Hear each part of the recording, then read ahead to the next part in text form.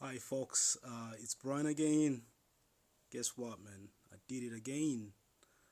Afterthought. I've just been working on my boy's Peugeot 107.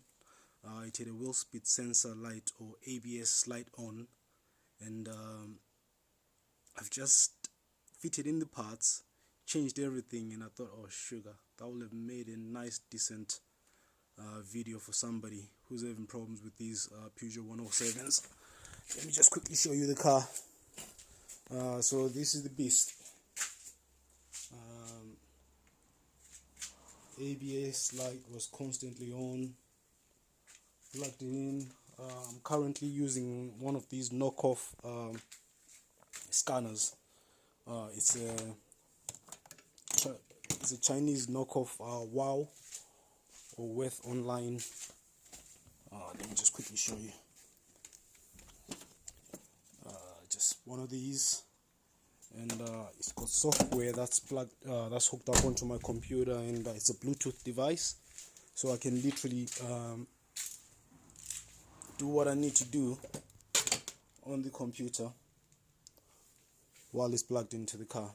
Okay. Anyway, back to the ABS light. I've had to change two of these.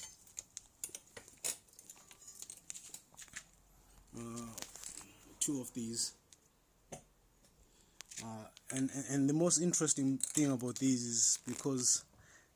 is that they seize into the housing where they go into, and literally I've ended up having to take out basically pop out the drive shaft, knock the sensor through, and make sure that I don't damage the ring. And I tried WD and everything, but literally here's the part of it. That's some of the remnants from the sensor. So it was the same both sides. It would not budge. There's the other one. Literally would not budge. It will snap. Let me just get better focus. It will snap. The sensor normally sits on there. That's the sensor part, which goes onto the ring.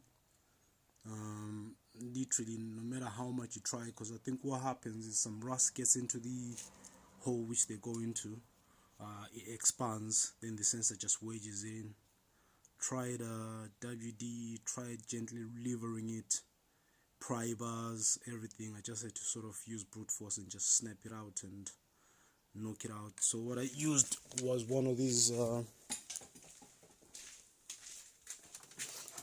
My brain is a bit foggy. I use one of these punches, basically go into the hole. Once the thing has been snapped off, gently tap it. You will see the square bit of the sensor sort of popping out, and just literally just drop it. But you literally have to undo the hub nut, which is this one here. Yeah, you have to undo the hub nut, then undo the lower wishbone. Undo the wishbone, take out the steering ball joint, so that you can actually gently lever out the drive shaft. It literally just took about, I think it took me about half an hour. And as well, you have to remove the disc, pop out the caliper carrier, just take the whole thing up and hook it up on the springs. I know it's not that helpful, especially for those guys that have never done this job, but my apologies again for kind of just rushing things and thinking, okay, tell you what, I need to get the job done. But let me just recap. Get the wheel off, undo the hub nut, remove the caliper carrier, undo the wishbone, pop that out. You might need one of these lever bars to pull the wishbone down. Undo the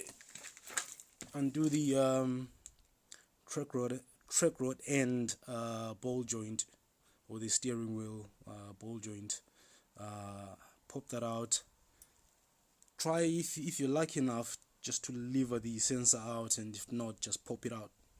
Don't be scared, just snap it off. Then the remnants, use one of these, knock it down. Make sure that you just don't mess up the ring around the hub, which is the magnetic, I presume it's a magnetic pickup or whatever it is. It's not one of those reluctor rings, like the one with the square bits on it. It's not one of those black ring, so make sure that you just don't damage that. So gently pop that out with one of these, just knock it off. And what I had to use as well was to get a round file, just to go around one of these. This perfectly fits into the housing for the ABS sensor. So just give it a nice little file, get rid of all the rust and stuff like that, and make sure that it's nice and clean. You can put some copper grease so that, like, if it does fail again, your life is easy. So something like this. But make sure that you don't get it on the sensor part, just around the housing, but not on the sensor part, because then you'll have a bit of fun, because I will interfere with how the sensor works. Hopefully it's helpful. I know it will be nice to have a visual and all that, but my apologies again. Like I was saying, most of these videos afterthoughts. It's things that I usually just do, then think, oh yeah, somebody else might have the same problem and might want to know how to fix it. But I promise you guys, Scouts Owner, next time I'll make sure that I do the job from start to finish. Hopefully, as time goes on, if I'm using decent equipment rather than a mobile phone, things will be easier, because at the moment the phone is there and it's just in the way, so I can't hold the phone and take the videos at the same time. But I'm in the process of acquiring some decent camera equipment, so watch the space.